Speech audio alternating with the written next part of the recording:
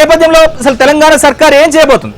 రేవంత్ రెడ్డి ఇప్పటికే ఈ ఆర్డినెన్స్ లో గవర్నర్ యాక్సెప్ట్ చేయకపోయినప్పటికీ, బిల్లులు ఆమోదం పొందకపోయినప్పటికీ తాము తమ పార్టీ నుంచి ఖచ్చితంగా బీసీలకు 42% రిజర్వేషన్లను ఈ స్థానిక సంస్థల్లో ఖచ్చితంగా అమలు చేస్తాం, తమ పార్టీ నుంచి పోటీ చేసేటువంటి అభ్యర్థులకు ఖచ్చితంగా 42% బీసీలకు తాము అవకాశాలు ఇస్తామని చెప్తున్నారు. సో మా ప్రతినిధి తెలంగాణ సెక్రటరియట్ దగ్గర నరసింహరావు ఉన్నారు.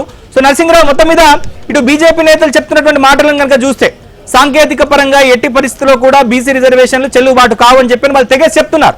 సో అంటే ఇంకా రేవంత్ రెడ్డి ఢిల్లీలో ఎట్లాంటి పోరాటాలు చేసినా కానీ సో పార్లమెంట్ లో 9th షెడ్యూల్లో ఈ అంశం అంటే రిజర్వేషన్లు చేర్చేటువంటి పరిస్థితి లేదు. మరోవైపు గవర్నర్ కూడా ఈ బిల్లును రిజెక్ట్ చేసేటువంటి అవకాశం కనిపిస్తుంది ఆర్డినెన్స్ ని. సో రాష్ట్రపతి ఉన్నటువంటి బిల్లులను కూడా వెనక్కి పంపేటువంటి అవకాశాలు కనిపిస్తాయి. సో ఇక రాష్ట్ర ప్రభుత్వం ముందున్నటువంటి మార్గం ఏంటి?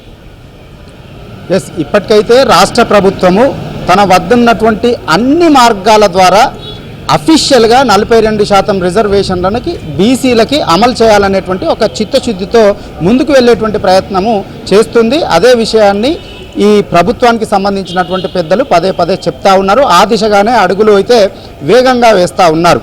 ఎప్పుడైతే ఎన్నికల ముందు 2023 అసెంబ్లీ ఎన్నికల ముందు కాంగ్రెస్ పార్టీ ఎన్నికల మేనిఫెస్టోలో చేర్చింది.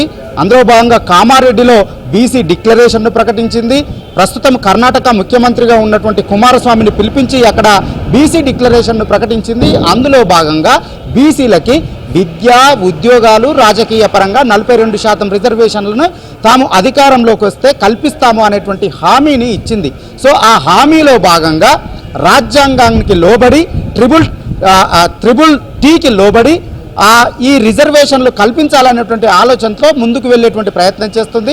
ఆ ట్రిబుల్ టీలో భాగంగా ఒకటి డెడికేషన్ కమిషన్ను ఏర్పాటు చేయడము, సమగ్ర బీసీ కులగణని నిర్వహించడము, అదేవిధంగా ఎంపెరికల్ డాటాను సేకరించడము, ఆ మేరకు ముందుకు వెళ్ళడము అనేటువంటి ఒక నిబంధన మేరకు ముందుకు వెళ్తూ ఉంది బీసీ రిజర్వేషన్లు పెంచుకోవడానికి వీలుగా.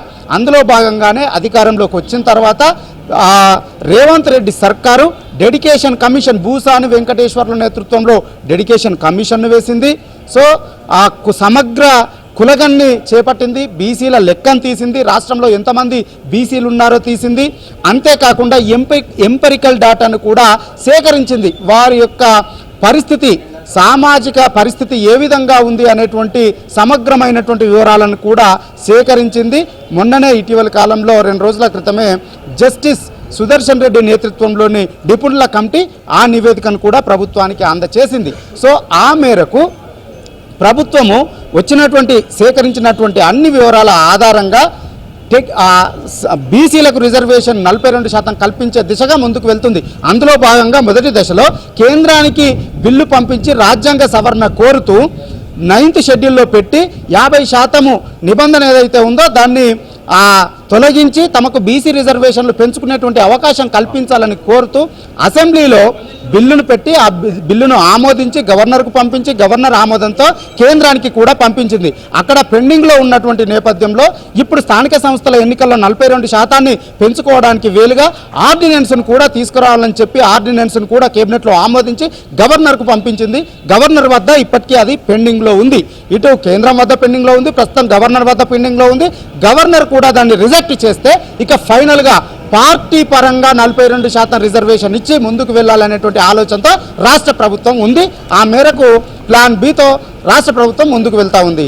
నవీన్, సో మొత్తం మీద తెలంగాణలో ఒక రాజకీయ పరమైనటువంటి ఆశ్చర్యకరమైనటువంటి అంశాలు అయితే రానున్న రోజుల్లో చోటు చేసుకోబోతున్నాయి, ఒకంత ఆసక్తిగా కూడా మారబోతున్నాయి. ఎందుకంటే ఇటు రాజ్యాంగ ప్రకారం సో 50% మించి రిజర్వేషన్లు ఉండకూడదనేటువంటి నిబంధన ఉన్నటువంటి నేపథ్యంలో సో దానికి వెసులుబాటు కల్పిస్తూ 9th షెడ్యూల్లో చేరిస్తే రాష్ట్రాలకు రిజర్వేషన్లు పెంచుకునేటువంటి అధికారం ఉంటుంది. కానీ ఇటు బీజేపీ తెలంగాణలో 10% మైనార్టీలకు, ముస్లింలకు ఓబీసీ కోటాలోనే రిజర్వేషన్లు ఇచ్చేటువంటి అంశం ఉన్నటువంటి నేపథ్యంలో మతపరమైనటువంటి రిజర్వేషన్లకు బీజేపీ వ్యతిరేకం కాబట్టి ఎట్టి పరిస్థితిలో కూడా ఈ బిల్లును రాష్ట్రపతి ఆమోదించేటువంటి పరిస్థితి లేదు. మరోవైపు పార్లమెంట్లో 9th షెడ్యూల్లో చేర్చేటువంటి పరిస్థితి లేదు. మరోవైపు గవర్నర్ కూడా ఈ ఆర్డినెన్స్ ని ఎట్టి పరిస్థితుల్లో కూడా యాక్సెప్ట్ చేసేటువంటి పరిస్థితి లేదు. కనుక ఇక రాజకీయ పరంగానే తాము నిర్ణయం తీసుకున్నాము, తాము ఇచ్చినటువంటి మాట మేరకు కట్టుబడి ఉన్నాము. సో ఇటు కేంద్ర ప్రభుత్వం కానీ లేదా రాష్ట్రపతి కానీ లేక గవర్నర్ కానీ బీసీ బిల్లుకు సహకరించకపోయినప్పటికీ కూడా పార్టీ తరఫున తాము 42% రిజర్వేషన్లు ఇచ్చామని చెప్పని